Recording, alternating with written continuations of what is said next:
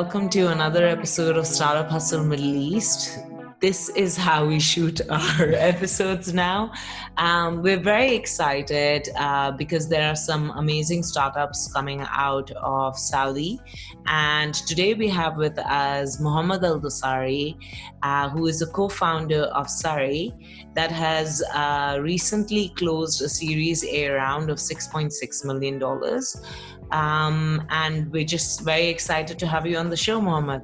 Excited to be in the show, and hopefully the discussion be enriching to your audience. Thank you so much. Great. So Mohammed, can you give us a little elevator pitch about Sary? Definitely. If you are a business owner today, you don't need to go to the wholesale market yourself, nor you need to hire a purchasing team to handle 10, 20, 100 of supplier. You can just open Sary app. You can access the largest virtual inventory on the region and order your supply within one click and have it delivered within 3 hours from the source without any involvement of middlemen. So what we're doing today is synchronizing the market, giving it more efficiency so you as a supplier reach the shelf faster, and you as a business owner have the benefit of more fluidity, speed, easiness, as well as better financial and gross margin. That's awesome. So, Mohammed, if you could give us a little bit of background. I know that you've participated in a bunch of different startups in this region. So if you could tell us a little bit about your history before you started Sary. So let me give you a little background. I spent about 10 years in Canada, actually. I did my undergrad, then I did my grad. I worked a little bit in the wealth management. Then actually I did my first startup in Canada, one that failed. It was mainly focused on education and social bookmarking, then moved more to actually grocery, focusing on halal market in North America. It actually was a success that exited. Okay. So I found it a good segue to come to the region and start a new business. But the dynamics, the context is totally different than North America. And I decided to join a fast-growing startup. And at that time, Careem was the center point. They just closed Series C. I met the founder and I fell in love with the vision and the mission that they're going with. I joined them actually as a market launcher when market launcher was a new terms in the region and nobody was sure that's going to work. So we worked on launching couple cities in KSA. Then I moved to the operation, overseeing the Saudization of the industry until I reached to be a director of new categories and mainly focus on logistic and food, which is now known as Careem now. Yeah. So the main focus that how can Careem evolve from being a ride hailing to be a super app. So we were the first to nurture that idea vision. So that's my transition with Careem. We launched in KSA and we captured a lot of learning. And on that actually experience, I've seen the gap between businesses and suppliers. And a lot of them would ask us, yes, you deliver the food to the customer. Could you deliver the supply to our store? At that time, most of the hype is happening on the last mile and everyone is doubling down on because it's the obvious. It's already streamlined. It's already understood. But then first mile every time is coming to my resonating with the pain over there. And as a person that spent 10 years in Canada, I was accustomed to Costco and I always wanted to go to the wholesale, and the wholesale in Saudi is fragmented, is bit industrial. You cannot bring your kids with you.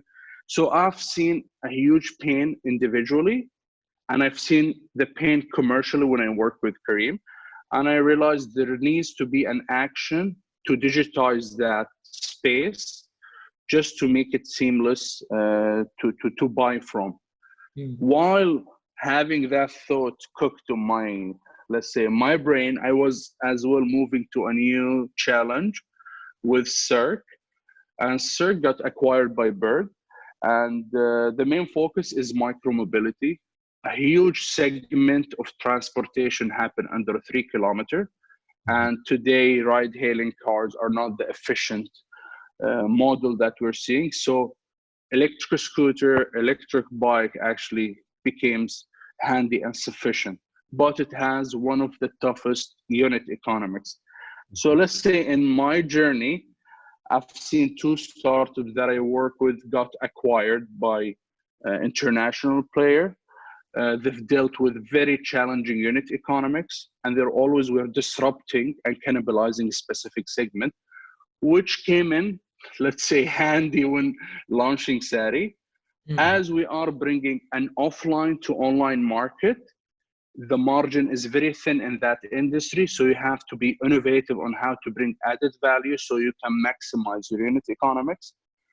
And in startup, it's all about agility. It's all about bringing the top talent. And at the end of the day, they say, culture eats strategy at the breakfast. So you need to build the culture from day one.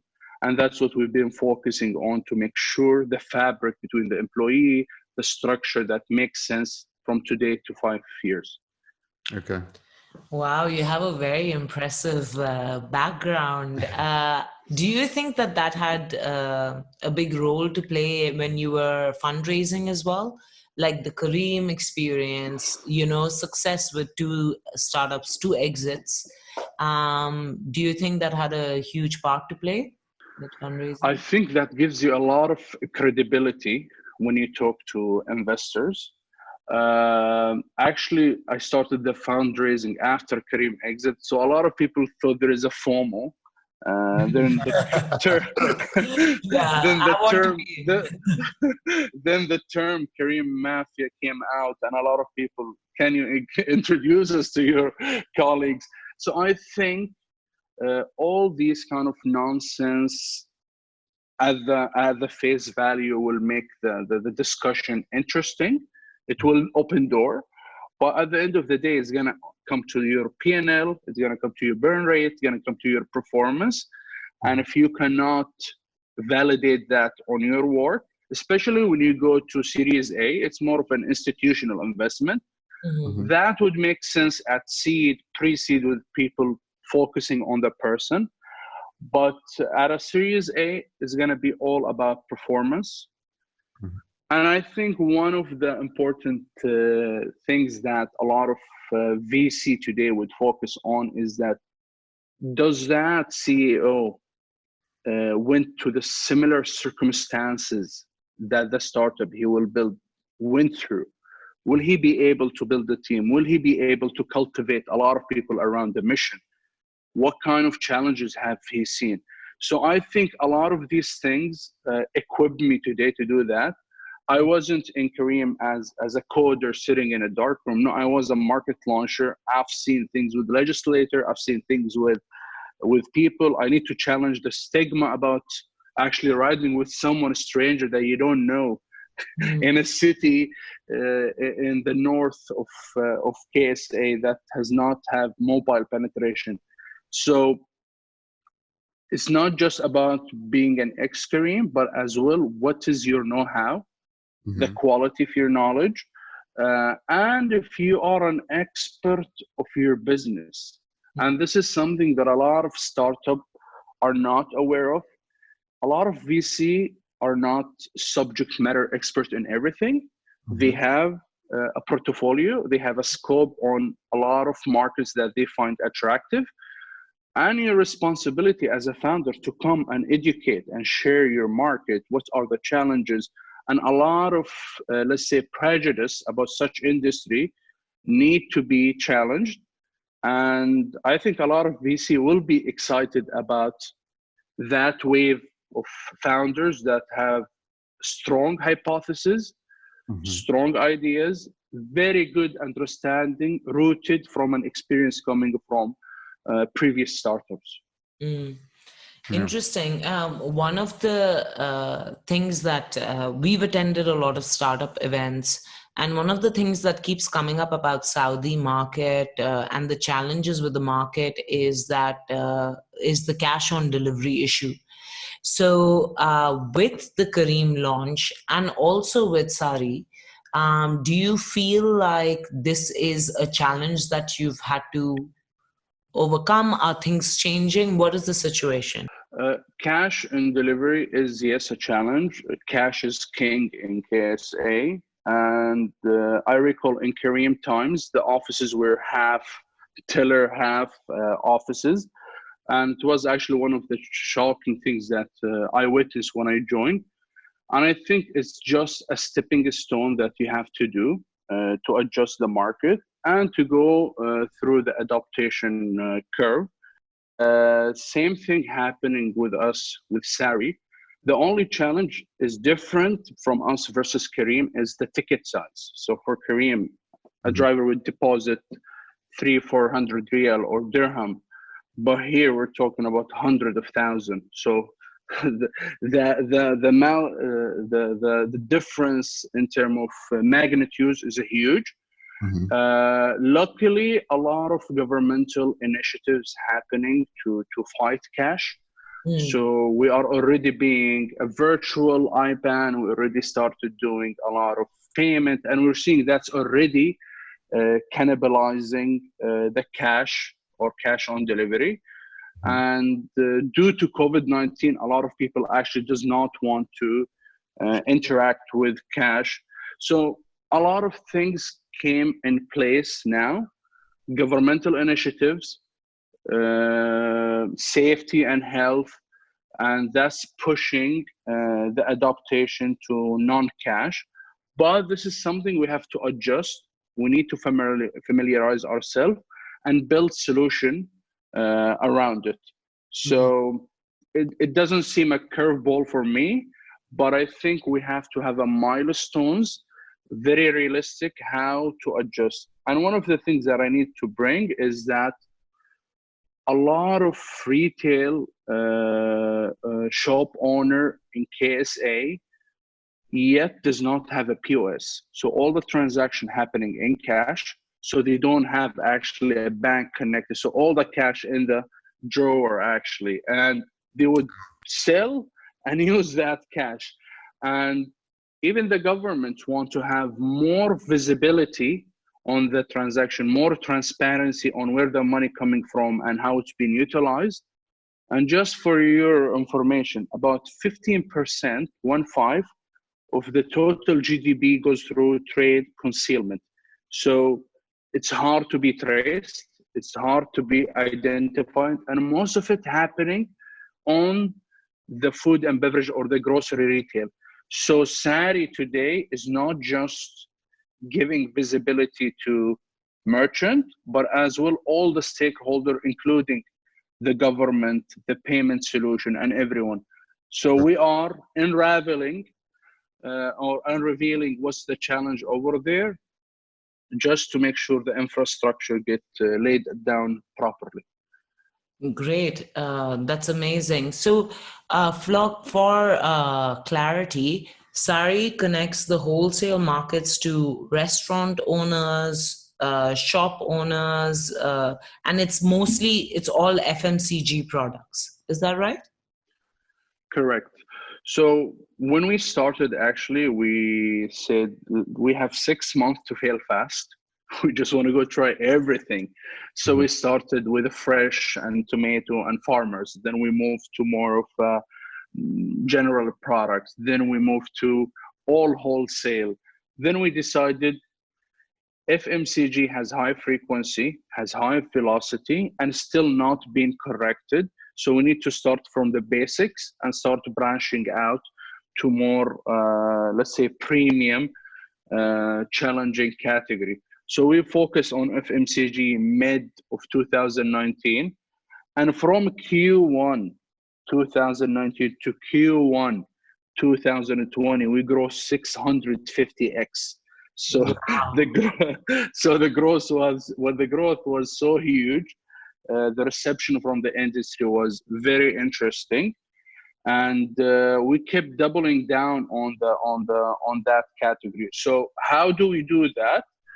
The X factor about Sary today is that we don't have a fixed A point.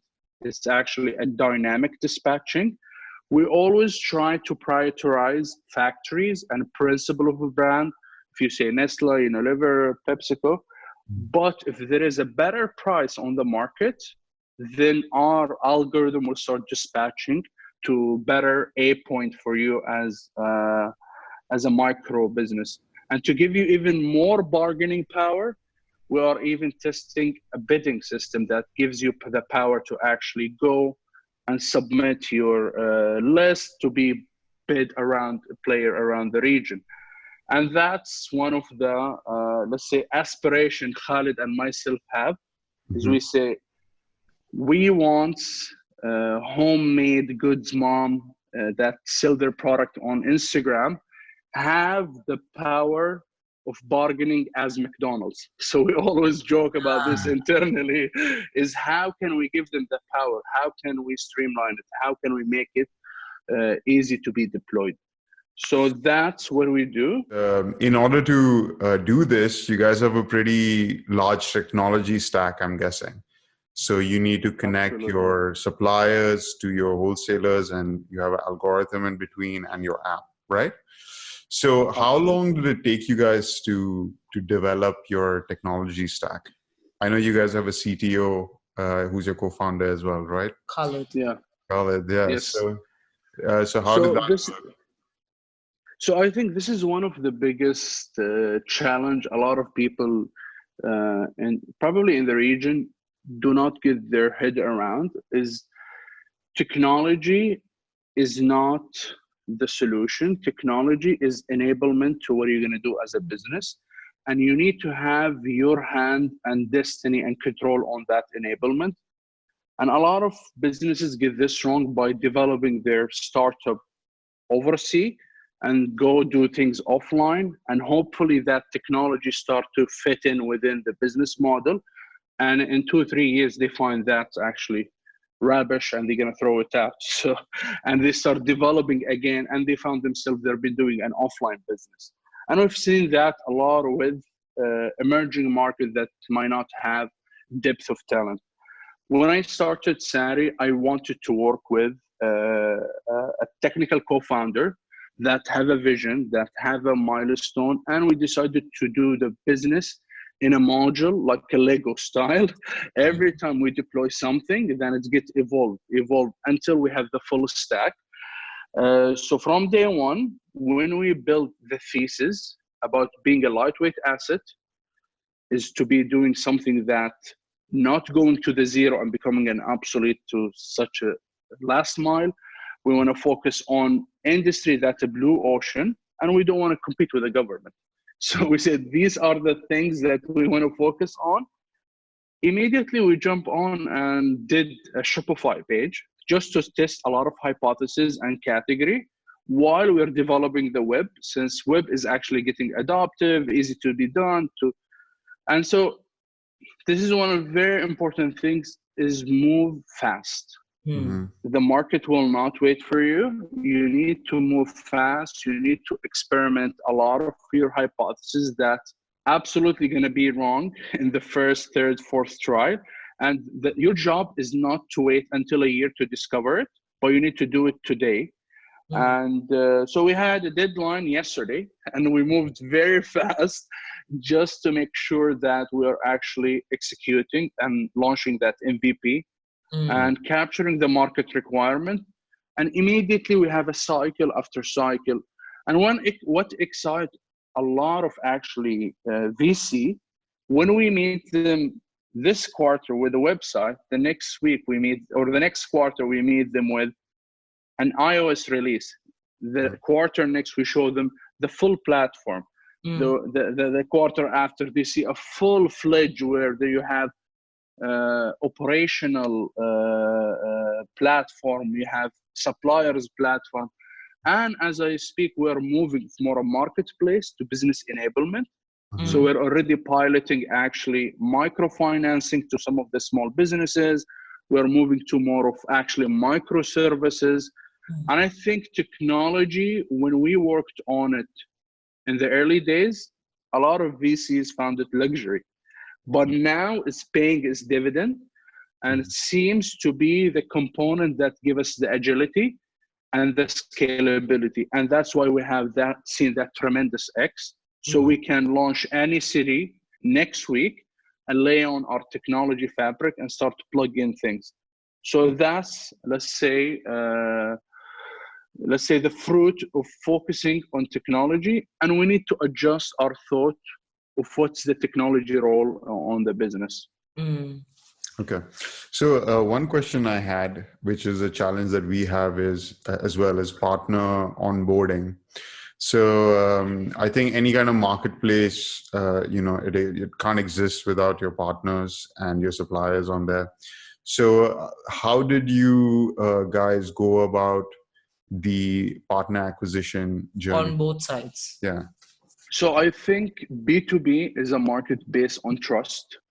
Okay. And I think you need to make sure you're bringing added value to both multi-sided or stakeholders. And based on my experience with Careem, that egg and chicken dilemma, I think supply always comes first. And then you start doing the flywheel of a marketplace.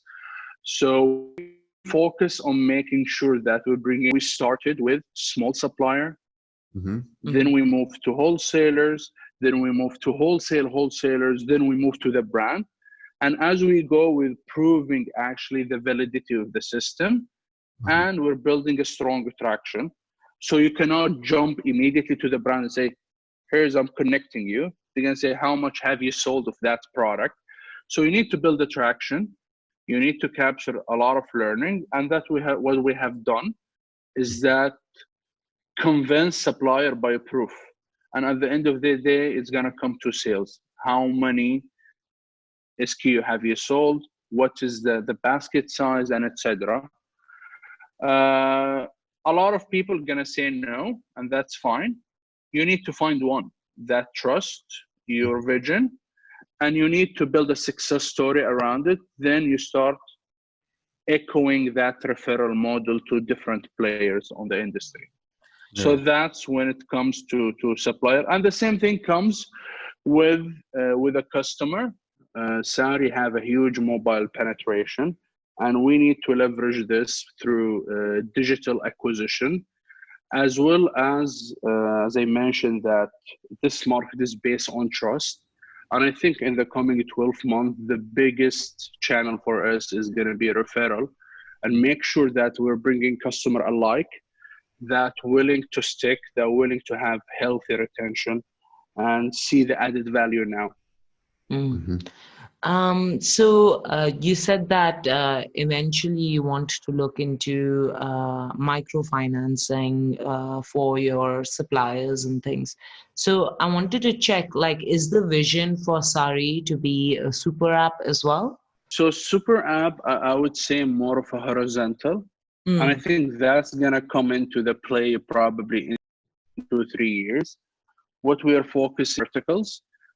So that's what I believe is the focus for Sary. Organically, we see cafe, we see restaurant, we see hotel coming on the platform and ordering. Our focus is still FMCG. But again, the beauty about marketplace and not having a warehouse and van to be delivering is that customer will bring you the supplier, and that's the network effect start kicking and say, listen, I like your solution. I'm buying 20% of my basket. I want 80% now. Here is this supplier. Get them in your platform. I want to order them through you. And that's the beauty of a marketplace where you start things moving. So I think our focus going forward, especially with COVID-19, is going to be a lot of financing. And I like one of people analogy about financing at the early stage is just the oxygen for the platform. It's going to facilitate a lot of transaction, and that becomes more vital actually with COVID-19, and that's what we're focusing on. But by end of this year, there is a lot of requirement going to be deployed on micro small businesses when it comes to regulation and government and reporting, taxation, and most of them are clueless about how to do it. And we just want to make sure that we're partnering with them in this journey to make it seamless. And by the way, by end of this week, all baqala are mandatory to have a POS. So things are happening in a so things are happening in an accelerated way, and we're lucky to be on that, riding that wave and be consistent with the market movement. So speaking of COVID-19, I know we briefly spoke about this before we started recording, but what's the situation like in Saudi, and how has it affected you guys as a company? So as a company in the FMCG industry, we've seen a huge surge. I think in March, we did 50% what we did in 2019. So Wow. demand was a tremendous.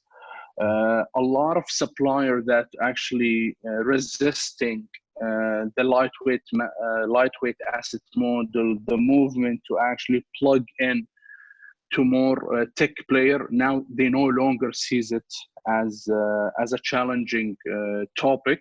They're jumping on the e-commerce. So definitely e-commerce penetration is happening at a fast pace worldwide, and we are no different than this. But we have seen a lot of unexpected behavior. Even some people that were not catering their language, they're trying to order through the app. They're trying to go around and order, even though they don't speak Arabic or English. They're like, let's say, speak Urdu, but our app does not support Urdu, and they just go by the picture and start ordering because the pain is getting bigger. A lot of wholesalers actually got affected on COVID-19 because their area has the most density. So they got shut down, and wholesalers worldwide seem to be the only channel to traditional traders or small or micro players. So for us, we gave brand another channel with higher efficiency, with higher visibility and data oriented. So I think that accelerated our capture of market share. And it gave us a lot of data to look back at, to capture, to understand. So our role is getting bigger. A lot of things getting accelerated. It's hard to digest for a team that composed of 25 people. So we are actually Zoom, and that's very challenging to make sure that your culture and stack and cohesive while you're growing in multiple sides. So it's a threat, it's a challenge, but we see it from the opportunity angle. What are the things that we can push faster? What are the things that we believe was planned to be done in 3 years? Let's bring it now front and center and start pushing and doubling down to unlock it. As it is a sad incident, we need to leverage it. It's one of the biggest lever now for us to make sure all the resistance that we think the market will not adjust to, now they have to be thrown in that blender just to make sure. I think a lot of startups are suffering greatly because of it, but a lot of startups are also gaining major traction now because of this. Cashless payments, ease of use, delivery. Nobody's going out as much, especially retail out here in Dubai as well. Like all the online players, I'm sure, are performing much better during this phase. A lot of what we've seen in Dubai is a lot of traditional retail, very brick and mortar focused, is also moving online now. They have to. And like Mall of the Emirates, one of the biggest malls here, part of Majid Al Futtaim Group, they launched their e-commerce site. Dior, that was not catering to e-commerce audience at all, opened up their e-commerce site. So I think that I work in marketing, and we have some established brands that we work with, and even everyone's in a funk. Like, how do you react to this? And people's behaviors, it's not something that we can predict anymore. So I think that startups are at an advantage because they can pivot and adjust accordingly. And if they don't, this is kind of like leveling the playing field right now. Yeah. I agree 100%. And one of the things that we need to note that, I've captured that from previous startup, as attempting to you to go fast and hit the barrel, you need to make sure that you're not biting more than can you chew. It is tempting to go and say, oh, I'm growing 500%. That's beautiful. What are you going to do after that spike? Yeah. And a lot of customer, you make sure that when they come to the platform now, they have longevity, they have a healthy LTV. So you make sure to be composed, to yes, leverage that opportunity, but not to open the door for everything, and you find yourself in a big financial challenge in 4-6 months where everyone holding their actual investment. So I think one of the biggest advice right now is to be composed, to leverage it to extent, and make sure you are pushing the challenging obstacle rather than just letting the market move you. Yeah, so I'm not sure if you're aware, but I run a startup myself. It's called Azure Car, and we're a car rental marketplace. So we basically provide the technology stack for small to medium-sized car rental companies to go online. And of course, we've been drastically hit by COVID-19 since nobody's renting cars anymore. But we are taking this opportunity to onboard more partners because all the partners are struggling for business as well, and they're opening up to more opportunities, looking for different ways to expand their business. So we've actually had a great time onboarding new partners during this phase because people are looking for new revenue streams. Yeah, so but hopefully when things ease up, we'll have a much better marketplace for people to experience. I agree. And I think one of the keywords I'm a bit more of liking right now is not pivot, but repurposing. A lot of people coming now, you need to repurpose your resources and get back after COVID-19. So you don't need to pivot 100%, then struggle to readjust. So I think repurposing is very important right now to maximize the utilization of your resources. Yeah. Let's talk a little bit about your co-founder and how that partnership came to be with Khalid and how essential it is to a startup. So that's 3 questions in one. So I think I was in the look for first tech employee. I started looking for through my network to VC, actually saying, listen, I have an idea, I have a market. Do you know someone want to do something and does not have a business partner? I would love to start interviewing and see them as a first employee. And I actually met Khalid in Jitex, and we start talking. And he was already leaving one of the leading local agency on the country called TTB.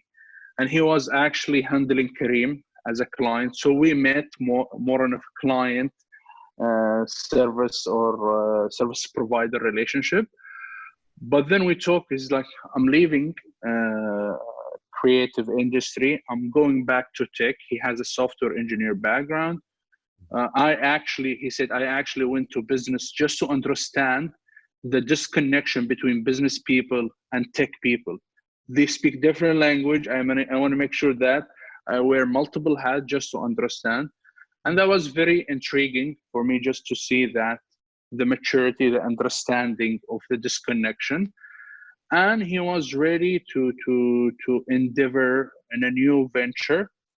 And I offer employment. He said, listen, I have a saving. I like the vision. I like the market. Either I join as a partner or it doesn't make sense to me. I want to have a skin in the game. I want to have the heat. So that was actually a very, very important component, that you getting someone is not in the bandwagon and leaving when things get went south. He was willing to have his skin in the game. And one of the things that a lot of people try to resist is they get somehow hold of their equity. No, I'm not giving it to that person, but you need to look not for the plus, for your multiplier. And Khalid was the multiplier I'm looking for. And he came in and said, listen, you don't know technology, I don't know operation. I'm going to focus on these things. That's the vision I see. That's the vision. And we see how can we build synergy around it. And we started getting each other for about 2-3 months. And I think since then, the synergy between us got better and better and better. And what kept it very, let's say, productive is that we both expected the worst. None of us expected the best scenario. We said, this is going to die in 6 months. Let's have a good ride. Let's enjoy it. Let's try everything that we can. We are employable. If things go south, we can go back and get a job. But at least let's try everything that we can do in these 6 months so we don't regret it. So we went more with very aggressive mentality, and we put everything that we have just to make sure to capture the learning that we want. So I got to know him through a network. Relationships start building up. A lot of people would say you need to get someone that you know, but I don't favor let's say relationship or previous history on competency. Khalid had the competency, had the interpersonal skills that I was looking for. And I like actually someone said, look for the founder that has the delta of your skills. So you look for someone that complement you. Yeah. And he had this. I'm more of a, let's say, aggressive, optimistic. He's more of a collaborative, integrative, and somehow pessimistic. So we're balancing each other. And so we are balancing each other when it comes to synergy. Then I think what you need to focus on founders is that they have to be agile and fast rather than impatient. I had that experience before with someone that mistaken speed with impatience, and he want to always have results now. So this is one key. 2, you need someone to trust, because you don't need to micromanage them. You need to give them the autonomy and they can double down on it. I think you need someone that has a grit, and that's one of our value right now, that has the perseverance and the passion at the same time. But you need to make sure that the grit does not goes to negative obsession with their ideas, and they get married to the concept that they develop, because you need to move fast. You need to cannibalize yourself before others start cannibalizing you. So that's how I got to know Khalid. Those are the things that we started to build as out of our culture and values. And I'm not sure if I covered all your questions. No, actually you did. That's very good. We've interviewed people that are sole founders, and we've interviewed startups where they're co-founders, and it's always interesting to know what makes that partnership work, because having a startup is a grind, and you do need to kind of do it with someone that has the same level of grit and passion towards it as you do. So it was something that was on our list of questions. Absolutely. Yeah. All right. So one thing I wanted to ask you is, you guys recently raised your Series A. How did you guys fund yourselves until that point? Did you guys raise a seed round before that, or? So both of us came from, let's say, executive positions. So we had some saving to just bootstrap. And we, as I mentioned, we had 6 months plan just to go and try as much as we can. Mhm. And yes, we saw a lot of traction on the market. We went then to acceleration with STC. They have a program called Inspire You as one of the leading accelerator in the region, that they would give you cash with no equity. Plus, they will give you the mentorship. You will go to Silicon Valley as well to meet startups and big company like Salesforce and others. Mhm. So we went through an acceleration. As we exited the acceleration, we met actually our investor in Silicon Valley, which is the irony. Wow. We got our seed investment from a Saudi investor in the Silicon Valley. You know? So two Saudi bounding in Silicon Valley and getting the investment there to build something on the region. So our first investor actually committed while we were drinking the coffee. He said, I'm in. Mhm. I want you to go. And that's where Careem credibility comes in, because he sees the team. He sees that you're not delusional about your future. You are actually looking for the worst, and you are sane. You are not coming with crazy valuation. So we came more with, let's say, standard international. We came with a safe. Said, listen, we are going to fail, but let's prove this wrong. Let's go continue doubling down on the market. So there was no high expectation. And that's where we enjoyed the low pressure. We became a stealth mode startup, and we continued doubling down on the momentum until we had those X's. Then numbers speak for itself. So you go to VCs and you say, listen, that's what we've been doing, and that's our vision, and that's where what we're doing. And one of the things that a lot of founders mistake between fundraising and talking to their team, it's going to be storytelling to everyone. You have to make sure that you have a good story to your startup, how it started, how it's evolving. And I always say the biggest question is not what are you doing, not how are you doing it, it's why you're doing it now. So it's all about timing, why you are the best startup to double down on now. So the why question is very important, and to bring relevance to all the dynamics on the ecosystem, and to make sure that when you go tell your venture story, it's cohesive, it's connected with all the local, global dynamics.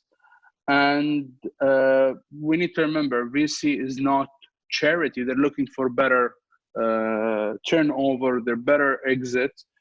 So you need to have actually that exit strategy in your mind from early on. A lot of people get in my startups, I want to be IBM. That's beautiful. But in a region that does not have a lot of exit strategy when it comes to IPO or all these options, you need to have within your plan. Careem did it, Souk did it. You need to start building that on your business plan and your vision, either IPOing or exit or acquisition or whatever. So, and I think VC as well is young in the region. Some of them are in their first fund, some of them is in the second fund, and they're starting to make sure to fill the gaps of know-how and to answer the question that they're not aware of. And again, it's going to be a transparency. You need to be transparent on your challenges. A lot of people come and say, we are the best player. We have AI, we have this, we have that. Stay away from these shiny keywords. Just be transparent and say, listen, those are my challenges. That's how I'm going to address them. That's how I'm going to move on. That's my assumption.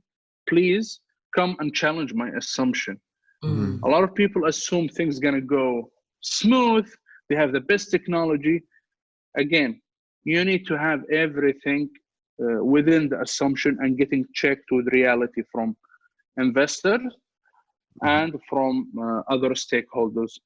And I think one of the early discussion we said, Khalid and I, is that as much as you expose yourself to more investor, you increase your probability of getting an investment. So a lot of people say, I'm doing an awesome thing. Everyone has to come fund me. It does not work that way.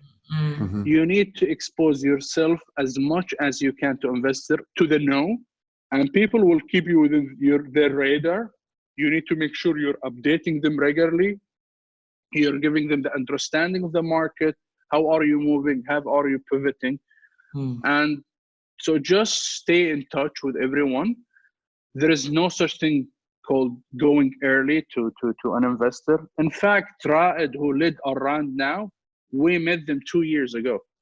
We met them, we have no product. We said, hey guys, we are launching this product in a month.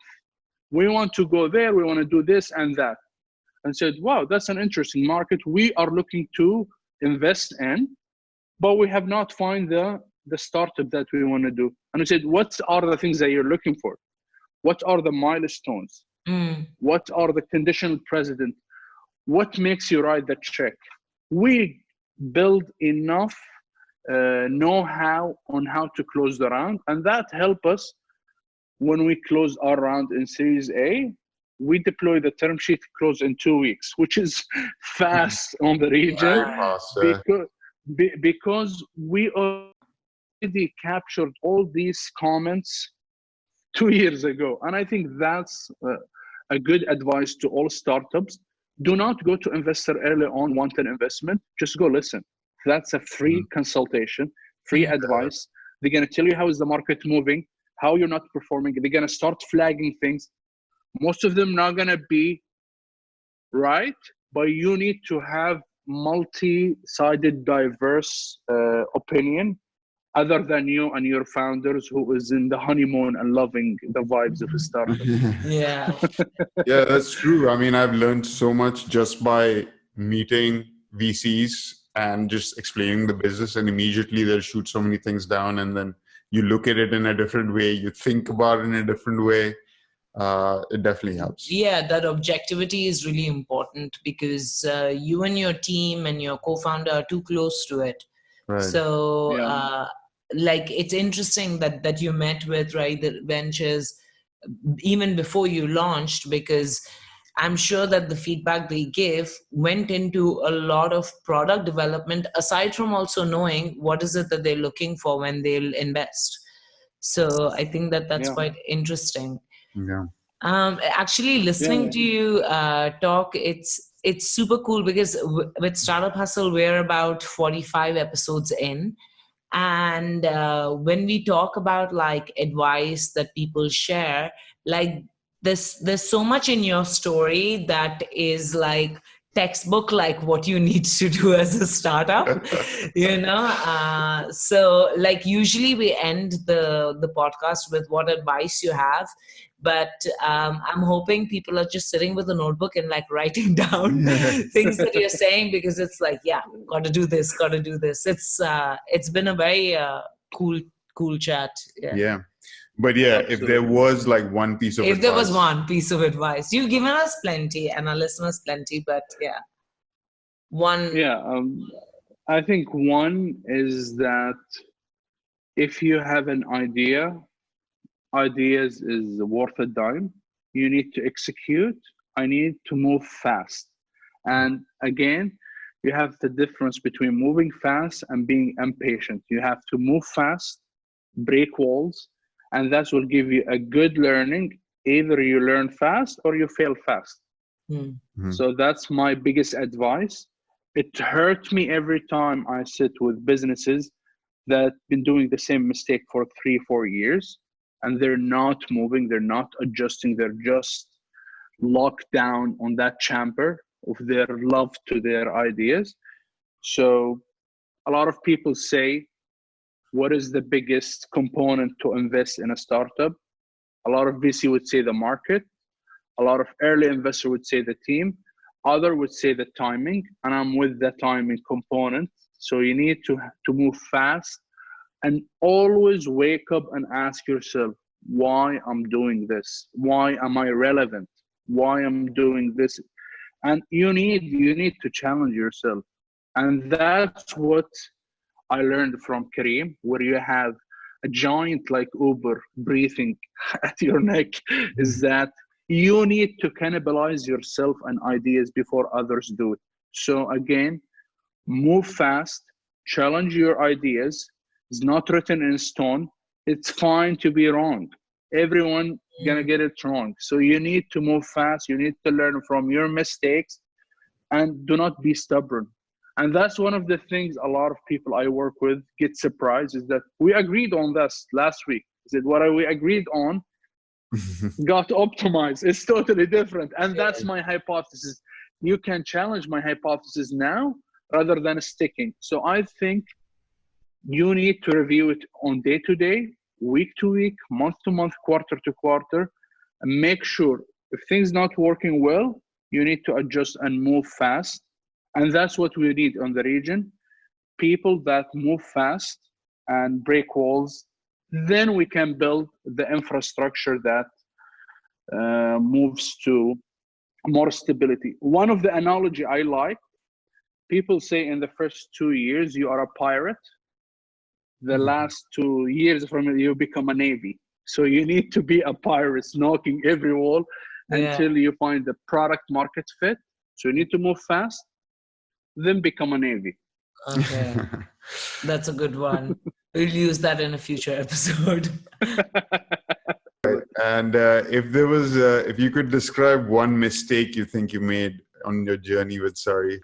I think one of the biggest mistake is that, so when we started, we said we want to digitize all wholesale, and everyone wants to buy a big basket should come to Sary. And that's a huge market. And as much as you want in your early days to access the biggest market cap size, you need to have your niche. You need to focus. You need to get the best experience for your first 20, 30 client, then 100 client, then 1,000 client. I think it's appealing for people to say, oh, I have 200,000 downloads. Those are vanity numbers that you don't need to focus on. You need to be obsessed on building it block by block.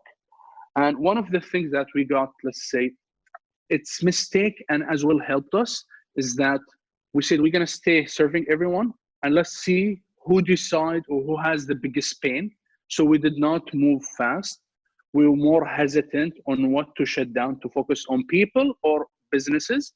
So I would say that what was a mistake, but it gave us much learning. Now, if you're going to talk to me, what if you're going to deliver to homes? We already have data to leverage. But again, do not hesitate. You need to be bold. A lot of decision you're going to do does not make sense for you to do, but you need to be bold. And I think one of the areas, if you are bootstrapping, you want to traction, you're going to say, I'm not going to shut down things. I'm just going to accept things. So this is one of the mistakes we did early on, is that we were having a wider angle, and because we're moving fast, we shut it down by early Q 2019, and we focus on B2B. And so that's the mistake that I would also tell people. Do not launch your app from day one as a super app. Please. A super app is a result of a journey of building. I see a lot of startup today is they fix your air condition, they deliver your grocery, they do a lot of things within one. This is so many metrics, so many operational challenges. So have your niche, master it, and start expanding very fast. Yeah, I think that's a good one. All right, cool. Thank you, Mohammed, for being on the show. It was very nice talking to you. All the best with Sary for the future. It sounds like you guys are doing great. And thank you for being on the show. Yeah, thank you so much. Absolutely. Great. Thanks a lot for having me. And if you are a business owner in Sary, please don't hesitate to use Sary. We're happy to cater your needs. So we will leave links to Sary as a website, as well as Mohammed's LinkedIn if you want to bombard him with any questions Awesome. on LinkedIn, as well as Khalid's. Yeah, go check out Sary. And if you're in Saudi, definitely be a part of it. Any Sounds perfect. expansion plans to Dubai? Yeah, that's an important one. With COVID-19, everything. With COVID-19, I think everything is at pause. Yeah. Yes, that's been a very exciting discussion, and I hope that some of the answers were like fruitful or enriching to your audience. And looking forward to hear all your episodes. Our podcast is available on all the podcast platforms. So if you could just leave us a review, it really helps us out with the algorithm to spread this to more people. If you have a friend who would like to listen to more stuff about startups, please give it a share. You can also find a video version of this podcast on YouTube. Just search for Startup Hustle Middle East and you can see our pretty faces. And if you'd like to leave us a voice note, share some feedback, you can do that on the Anchor app. That's the platform that we use to distribute our podcast. And you can find us on all social media channels. Keep on hustling.